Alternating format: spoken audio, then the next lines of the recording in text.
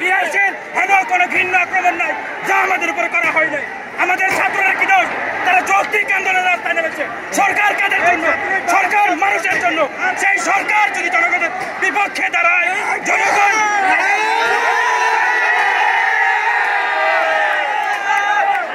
ছাত্রদের সংগঠন তারা কেন আমাদের উপরে আক্রমণ করলো? কেন আমাদের উপরে আক্রমণ করবো? তাদের সকলের বিচার আমরা চাই।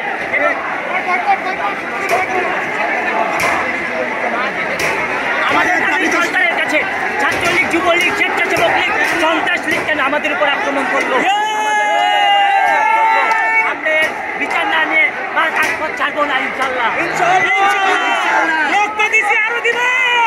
এই দেশ স্বাধীন করবো। এই দেশ সন্ত্রাসীরা দল করছে। এই দেশ সন্ত্রাসীরা দল করছে। এই দেশ রাজনীতি দিয়ে কাজে রাজনীতি আবার স্বাধীন করবে এই দেশ ইনশাল্লাহ। ছাত্রলীগ, যুবলীগ আমরা ছাত্র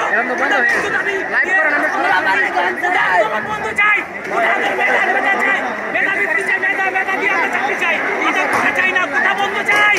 এই দেশের সন্ত্রাসীরা আমাদের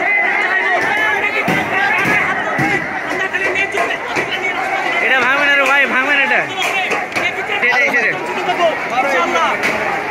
প্রিয় সাংবাদিক ভাইরা, আমরা সুস্থভাবে